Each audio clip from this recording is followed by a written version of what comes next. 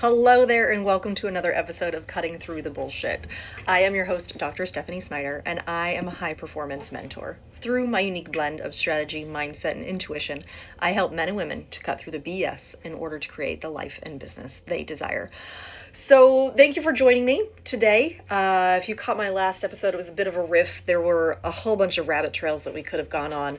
But today I wanted to talk to you about shifting your mood and kind of the power behind it, the beauty behind it, and how you can actually do it.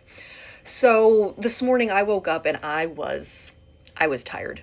I initially woke up about 4 o'clock and I was like, body, too early. We're not doing this right now. Because at the same time, I saw the clock, 4 o'clock, and I was like, okay, I went to bed before 9 o'clock last night. So technically about 7.5 hours of sleep. And I was like, I can't, I'm not ready to get up yet. And so I laid there and I said, okay, I have a slower morning this morning. I didn't have to work out before the kids got up. I actually had some time to myself this morning. And so I just laid there and I said, okay, when I get up, I'll get up, right? Like it won't be the end of the world. And so I didn't get up until after my alarm at like 6:15, which is very rare for me. But I immediately started to talk myself out of working out today. And I was like, oh, you know what? I'm really tired. I don't have to go to the gym and swim today.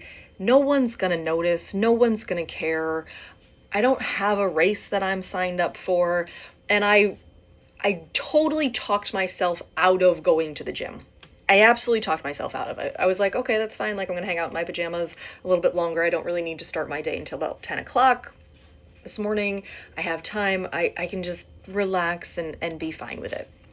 But there was a part of me that said, are you going to feel really guilty about not working out later today? Or are you going to love the fact that you worked out today? And I was like, I just said that I didn't need to work out today. It was going to be fine. I'll just go for a run tomorrow.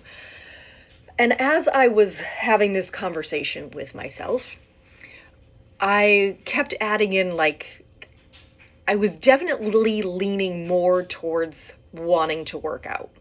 And I just had to sell myself on it, which is a very different space than I've been in the past. And so in the past, I have had experiences where I can talk myself out of it and be totally fine with it. Peace out, cool, right, whatever. But I've gotten to this point where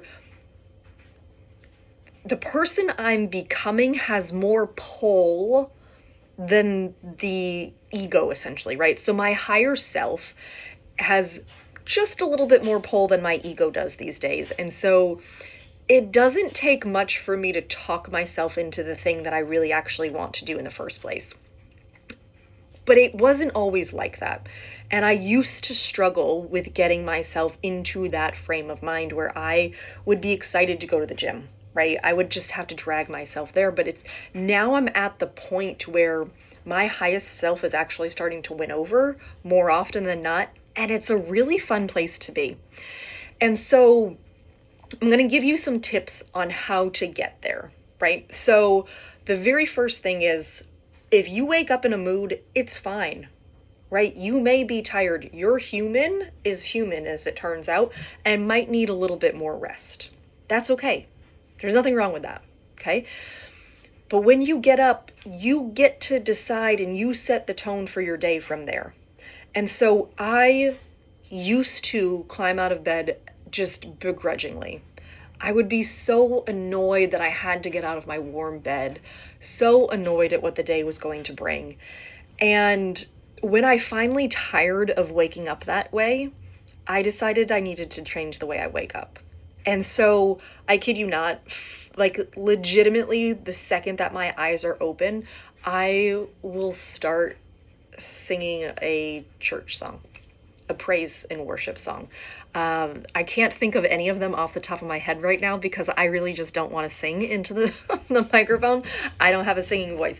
But it starts as soon as as soon as I am back awake, it starts.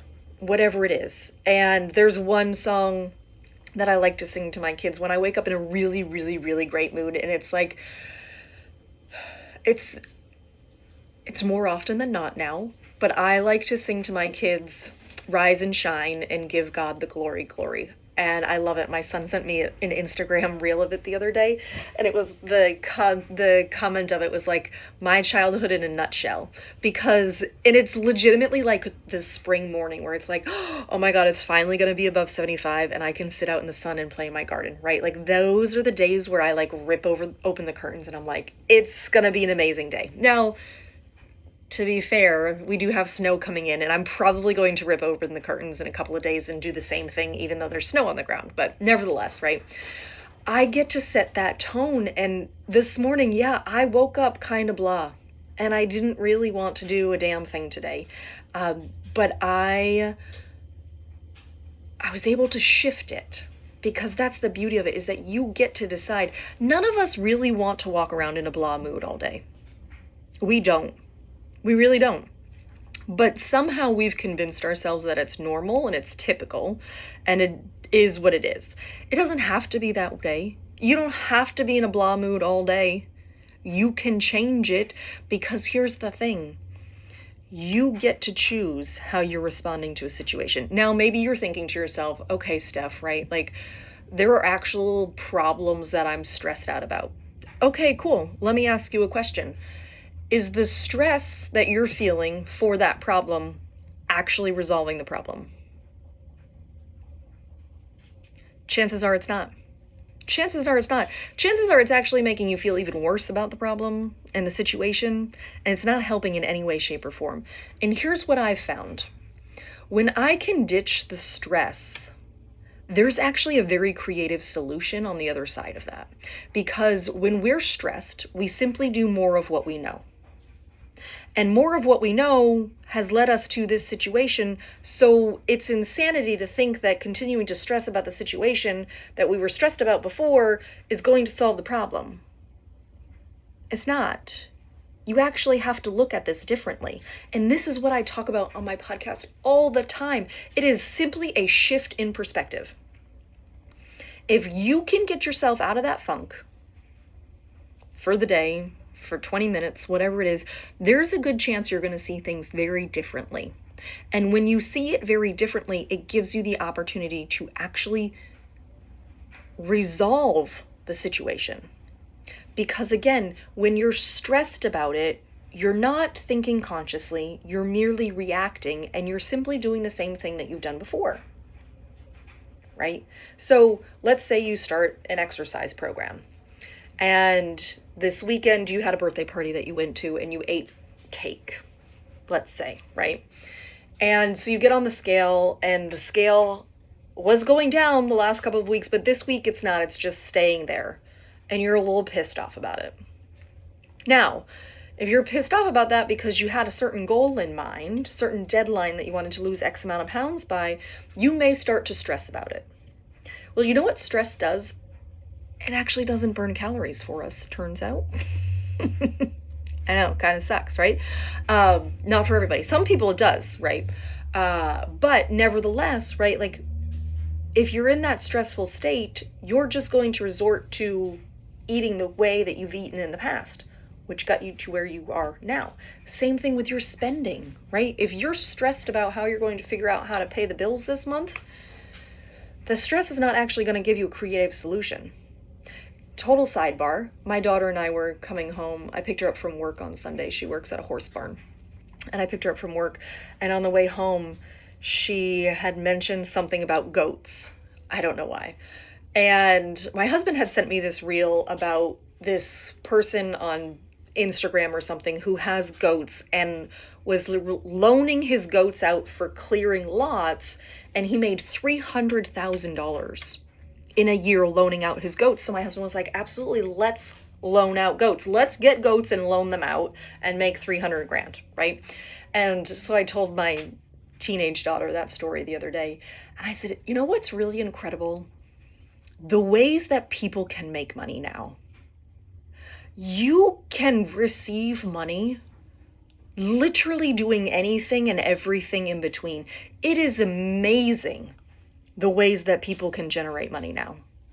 You can have an Etsy shop, you can do a podcast, you can I mean, you can drop ship things on Amazon. You can be a crafter. I mean, the sky is legitimately like not even the limit on the ways that people are able to receive money these days. It's crazy to me.